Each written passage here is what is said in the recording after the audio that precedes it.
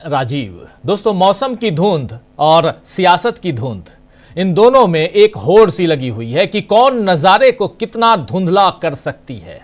दिल्ली समेत उत्तर भारत के कई इलाकों में जीरो विजिबिलिटी का दौर चल रहा है दोस्तों, और उधर बिहार में या बिहार से लेकर दिल्ली तक सियासत की धुंध भी गाढ़ी हो रही है, जिसमें फिलहाल बीजेपी के भविष्य के लिए विजिबिलिटी कम हो रही है। खासकर बात करें बिहार की तो वहां पता ही नहीं चल रहा है कि नीतीश कुमार का पलटने वाला ऊंट आखिर किस करवट बैठेगा। पिछले एक हफ्ते से इस बात पर कयास तेज हो रही है कि क्या महागठबंधन में एक बार फिर नीतीश कुमार की एंट्री होने वाली है, क्योंकि लालू प्रसाद यादव ने बाकायदा कहा है कि नीतीश के लिए दरवाजे खुले हैं और आकर काम करें।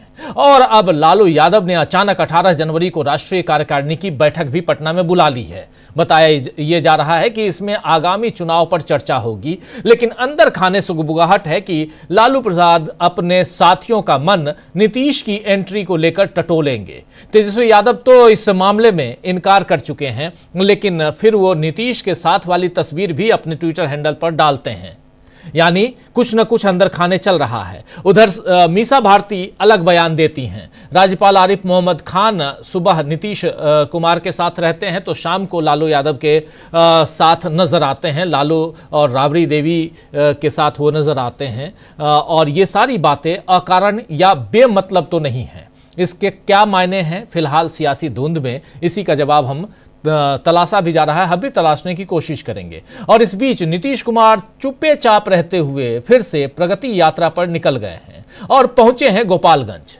यहां से वो मुजफ्फरपुर फिर वैशाली होते हुए सिवान पहुंचेंगे, यानी अभी 2-3 दिन लालू जी के इलाके में नीतीश रहेंगे। शायद वो भी जनता का मन टटोलेंगे कि इस बार जनता उन्हें बीजेपी से कमतर रखती है या फिर इतनी सीटें देगी कि वो बीजेपी के सामने मजबूती से खड़े हो सकें।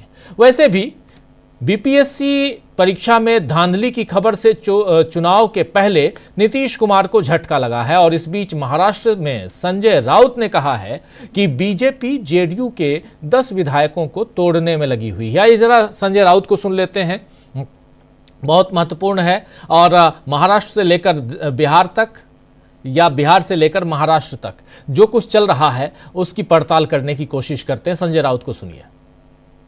मैंने ये सुना है नीतीश कुमार आज एनडीए में है, लेकिन नीतीश कुमार जी के पार्टी के 10 सांसद तोड़ने की कवायद भाजपा कर रही है। ये भाजपा का चेहरा है, जो उनके साथ रहता है, दोस्ती है, मदद करता है, उनके साथ वो बेईमानी करते हैं।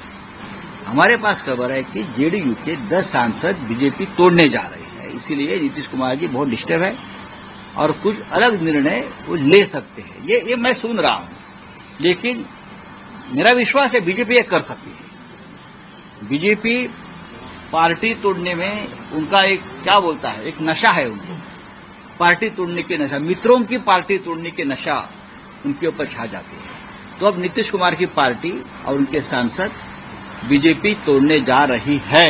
महाराष्ट्र में भी होगा जिस तरह की महापालिका की कौन तोड़ेगा? एकनाथ शिंदे के तोड़ सकते हैं। तो सुन रहे थे आप संजय राउत की बीजेपी जेडीयू के 10 सांसदों को तोड़ने जा रही है और इसका बदला नीतीश बाबू लेंगे। और बीजेपी ये काम कर सकती है, वो सांसदों को तोड़ सकती है, खरीद फरोख्त कर सकती है। ये बात आप भी जानते हैं और ये बात संजय राउत कह भी रहे हैं, बड़ी ईमानदारी के साथ और बड़े वहां पर मजबूती के साथ अपनी बात रखते हुए। इस बीच भाजपा नेता और पूर्व सांसद हुकुमदेव नारायण यादव तो सीधे नीतीश और मोदी पर हमला बोलते हुए नजर आते हैं। नीतीश कुमार की पोल खोल रहे हैं तो मोदी जी की भी पोल खोलते हुए नजर आते हैं। हुकुमदेव नारायण क्या कह रहे हैं, आइए जरा उसको क्रमवार समझते हैं। जरा स्क्रीन पर ले आइए उनके कहे हुए वचनों को। देखिए, कह रहे हैं अब आने वाले समय में लोग वोट देंगे, 60 से 70% युवा लोग वोट करेंगे। हमारी पीढ़ी के लोग तो अब ज्यादा बचे नहीं हैं। जो नई पीढ़ी के लोग हैं, चाहे वे किसी भी जाति के हों, वे आने वाले चुनाव के लिए आत्मचिंतन करें, आत्मविश्लेषण करें, आत्मशोधन करें और अपनी आत्मा के प्रकाश में खोजें कि उनको कैसा बिहार बनाना है। इस बिहार ने कांग्रेस का राज देखा, लालू राबड़ी का शासन देखा, फिर 18 साल से नीतीश के राज को देखा है, ये कह रहे हैं हुकुमदेव। और इसके आगे कह रहे हैं इसमें पिछड़ावाद है या सवर्णवाद है, हिंदूवाद है या मुस्लिमवाद है, सामंतवाद है या साम्यवाद है, पूंजीवाद है या समाजवाद है, मैं खुद नहीं इस 18 बरस में नहीं समझ पा रहा हूं। बिहार में एक सर्वे हो रहा था, 6 महीने से समय बढ़ते बढ़ते अब मार्च में होगा, क्यों? आखिर क्यों होगा? नीतीश कुमार की सरकार में अच्छे काम भी हुए हैं, शिक्षा के क्षेत्र में हुआ, लड़कियों की शिक्षा के लिए हुआ, उनको ड्रेस दी गई, उनको सुविधा दी गई, शराबबंदी की गई। ये बातें हुकुमदेव कह रहे हैं और आखिर में हुकुमदेव कहते हैं कि जरा आगे के उसको ले आई, और बहुत महत्वपूर्ण कि वहां पर कि जो 25 साल लेकिन विकास के और भी काम हैं, रोटी कपड़ा और मकान मांग रहा है हिंदुस्तान। यहां ये बहुत महत्वपूर्ण बात यहां कह रहे हैं हुकुमदेव कि रोटी कपड़ा और मकान मांग रहा है हिंदुस्तान। ये किस पर इशारा, किस तरफ इशारा है? क्या नरेंद्र मोदी की तरफ इशारा है? इस पर सबको सोचना चाहिए, लिख रहे हैं। और किसानों की हालत खराब हुई है, उनको देखने वाला कोई नहीं है, राजस्व के मामले में कोई खाता बही है नहीं, बिहार में राज कौन चला रहा है पता नहीं चलता, मैं लिखता रहता हूं 2025 में क्या होगा पता नहीं। डॉक्टर लोहिया कहते थे जिंदा कौमें 5 साल इंतजार नहीं करती हैं। बिल्कुल सही कह रहे हैं यहाँ पर हुकुमदेव नारायण यादव, पूर्व सांसद हैं, बीजेपी से हैं, और एक तरफ रोटी कपड़ा और मकान की बात करते हैं तो दूसरी तरफ ये भी पूछते हैं कि जंगल राज तो 2005 में चला गया था, और उस समय जो लड़का 5 से 10 साल का था उसने तो लालू का जंगल राज देखा ही नहीं। जिसने देखा ही नहीं उसे क्या सुना रहे हो? ये किसको आखिर कह रहे हैं?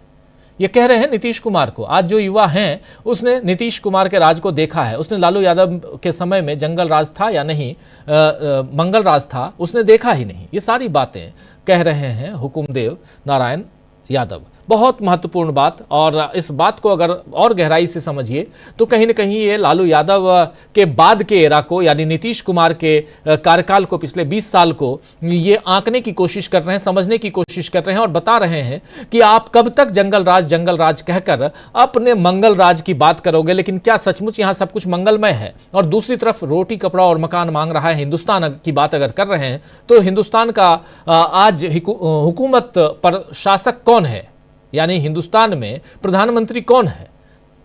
वो है नरेंद्र मोदी। तो एक साथ नीतीश कुमार और नरेंद्र मोदी पर आखिर हुकुमदेव नारायण यादव क्यों हमला बोल रहे हैं, यह समझने की जरूरत है। जाहिर है कि बीजेपी और जेडीयू के बीच अविश्वास बढ़ रहा है, अगर बीजेपी नेता की तरफ से देखा जाए तो, और नीतीश कुमार ने बागी तेवर अपना लिए हैं, इन सबको देखा जाए तो इसमें बीजेपी की बेचैनी और बढ़ गई है। इधर कांग्रेस ने अंबेडकर सम्मान के मुद्दे पर रैली निकालने का निर्णय लिया है, और इस बारे में पहले भी फैसला हुआ था, लेकिन मनमोहन सिंह के निधन के बाद रैली स्थगित कर दी गई थी। और अब कांग्रेस ने क्या कहा है जरा ये सुन लेते हैं, क्योंकि आज पवन खेड़ा ने प्रेस कॉन्फ्रेंस की है और तमाम बातें रखी हैं, आगे की रणनीतियों को पवन खेड़ा ने बताया है, सुनिए जरा। पार्लियामेंट में आपने सुना, प्रियंका जी ने बड़ी अच्छी एक बात कही, संविधान है ये, संघ का विधान नहीं है।